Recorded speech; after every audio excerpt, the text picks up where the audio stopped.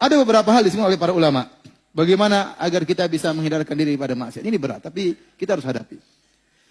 Bersabar dari kemaksiatan bisa ditempuh dengan 3 perkara. Pertama, karena takut kepada Allah. Yang kedua, karena malu kepada Allah. Dan yang ketiga, karena cinta kepada Allah. 3 ini. Pertama, karena takut. Yang kedua, karena malu. Yang ketiga, karena cinta. 3-tiganya bisa membuat kita menghindarkan maksiat. Yang pertama, kita meninggalkan maksiat takut kepada Allah. Jangan-jangan kita sedang bermaksiat tahu-tahu meninggal dunia. Betapa banyak orang meninggal dunia sedang berzina. Sedang berzina tahu-tahu Allah cabut nyawanya. Ya, betapa banyak orang sedang minum khamar, Allah cabut nyawanya. Ya. Betapa banyak orang sedang melihat film yang enggak benar, tahu-tahu Allah cabut nyawanya. Oleh karenanya kita tidak tahu kapan Allah mencabut nyawa kita. Tahu-tahu diberi serangan jantung, meninggal dalam kondisi bermaksiat, berarti kita meninggal su'ul khatimah. Tanda yang buruk. Mungkin terbetik dalam benak kita akan bertobat. Ya, belum tentu. Apa kita meninggal tatkala sedang bertobat atau tatkala sedang bermaksiat kepada Allah Subhanahu wa taala. Waliyadzubillah.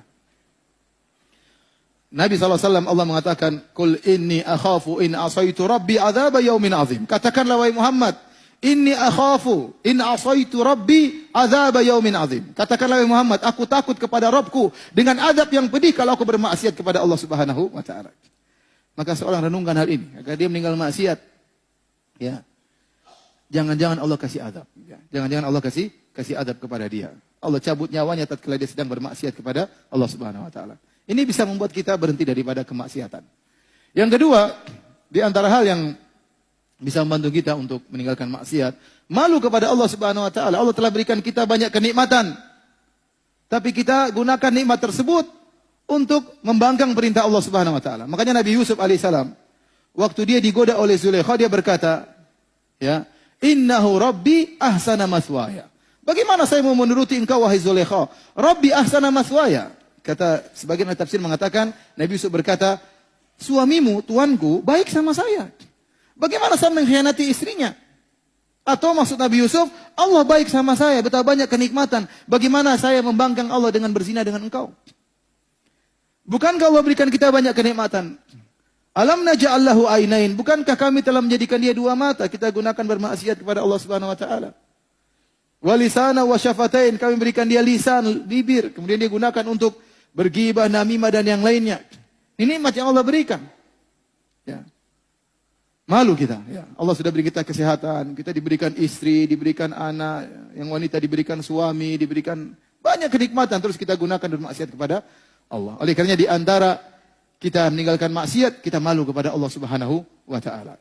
Makanya kalau kita ingin agar nikmat kita terjaga, hendaknya kita meninggalkan maksiat. Kata seorang penyair, "Idza kunta fi ni'matin far'aha, fa inna dzunuba ya tudhibun ni'am." Ya. Jika engkau dalam kenikmatan maka jagalah.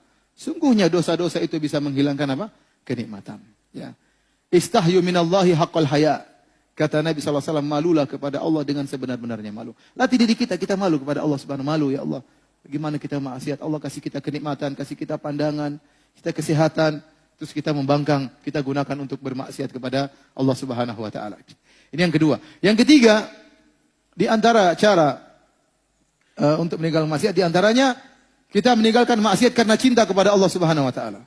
Bagaimana bisa? Kita tahu kalau kita sudah mencintai seseorang, orang ini nyuruh apa saja kita akan kerjakan. Contoh kita cinta sama istri kita suruh apa saja kita kerjakan. Ya, selama mungkin kita lakukan, meskipun harus pergi ke Gunung Himalaya, pergi sendiri. Ikuti, kita akan ikut. Meskipun harus ke awan, kita ke awan kalau bisa. Ternyata nggak bisa kan. Intinya, istri suruh apa saja kalau kita cinta, kita mau. Ya. Istri ngelarang ini, meskipun kita suka, daripada istri saya marah, enggak lah. Saya enggak ingin istri saya marah. Kenapa? Karena cinta kepada istri. Nah demikian, kalau kita cinta kepada Allah, Allah tidak suka kita begini, jangan kita kerjakan. Buktinya Anda mencintai Allah, Anda melakukan apapun yang diperintahkan oleh Allah.